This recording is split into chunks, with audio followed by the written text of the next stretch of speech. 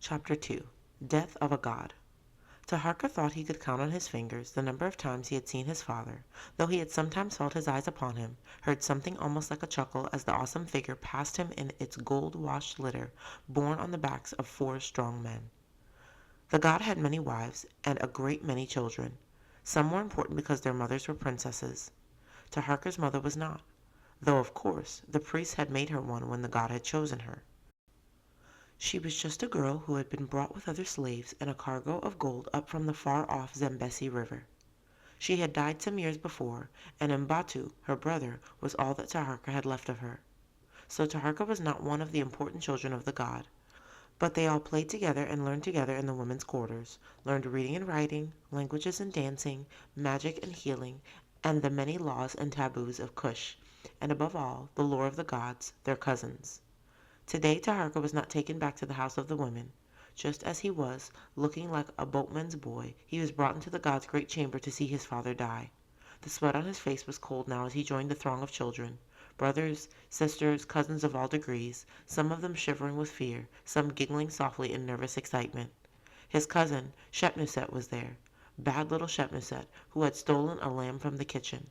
They had been keeping a close watch on her since the day another cousin, whose mind had not grown with his body, had reached out smiling to touch a poisonous asp. Shepnuset, attacking the creature with a stick, had almost gotten herself killed. That would have been a disaster, for Shepnuset was the niece and destined heir of Taharka's great aunt, the high priestess of Ammon, who ruled as the god's deputy for Egypt in far-off Thebes. She would one day be almost more sacred than the king himself. Taharka liked to look at her. Even today he could not help looking at her, though the other children whispered that she was really not that pretty. It was on the day of the killing of the asp that he had decided that marriage might not be so bad after all. Of course there was no question of his marrying Shepnuset. She was destined for his half-brother, Shabbataka. That, he thought, was as it should be. Shabbataka, 16 years old, tall, strong, grave, and handsome. After today, the god. There was no doubt about that. The priests had prepared for it for years. Only Shabbataka could really be said to know his father. Only Shabbataka was allowed to slip into his presence unannounced. Only Shabbataka could stand at his side, listening and learning while the Lord of Cush gave audience. Taharka's reverence for his older brother was second only to his reverence for the god himself. What must Shabbataka be feeling now? He wondered. Grief, certainly.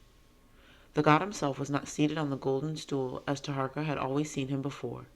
His cedarwood couch had been carried into the great hall. He lay upon it, propped up on cushions, his breath faint, his clouded eyes wandering over the faces of the priests and magicians and captains and the many wives and children. "Why are they here?" he whispered. "Must I give a judgment?" The priest of Sebek, the crocodile, was on his knees beside the couch. "Yes, a judgment, great God. The time has come. You must take the wand of succession in your hand. You must declare your choice." "My sons," said the god Shabaka, "bring them to me. Anki, Shabbataka, Kashti, Taharka." "Taharka, no!" said the crocodile priest. He raised his head from the ground and spoke so all could hear him. "The Lord Taharka has broken a taboo. He has touched the flesh of a slave. His godhood is sullied. We will pass judgment on him later." Taharka could not have moved. They knew. How had they known so quickly? It didn't matter. They knew. The god was speaking. His voice was stronger. "We will pass judgment? I am the god on earth. I will pass judgment. Taharka, my son, seed of my father Anki, seed of my father Kashta, the king, come to me." On his knees and elbows, Taharka crawled the length of the stone floor to his father's couch. The god's voice was weaker now. "Why have you done this thing?" Taharka raised his head. "The man would have died," he whispered. Though it was forbidden to look into the god's eyes, Taharka knew that, through the mist of weakness and pain, they were as hard as the black rock of the holy mountain. In terror, he searched for words that the god would understand. Suddenly he found them. He straightened on his knees, and his voice rang out as firmly as the voice of the priest of Sebek. The man belonged to the god. Everything belongs to the god. the water of the river, the grain in the fields, the laborers and priests and chieftains of the land. I, too, am the slave of the god. I must preserve what belongs to you, great god, Shabaka. The great god, Shabaka, fell back upon his cushion. A groan of dismay ran around the great chamber. If the dying man had used up his strength on this trifling matter, what would become of the succession? Would the land be left without a god on earth to bring the rising of the sun and the flooding of the river and the growth of the grain? But the god had raised a trembling hand. The priest of the sun in Napata hastened to place within it the wand of gold, the magic wand of succession, the scepter of the god. The wand wavering a moment, then fell. Its tip pointed toward the boy kneeling beside the couch. There was a long moment's silence. The figure on the couch did not move.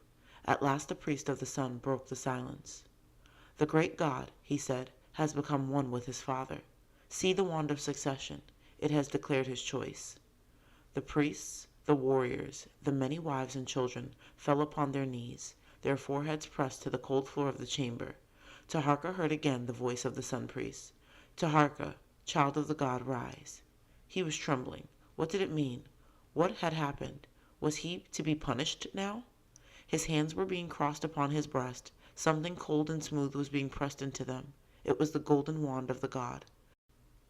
Take possession of the land, Taharka, soul of the hawk, beautiful child of Ra, son of the sun, bringer of the Nile, lord of Cush, great god of Napata and Meroe, and pharaoh of Egypt. Taharka had become a god. He had also received his punishment.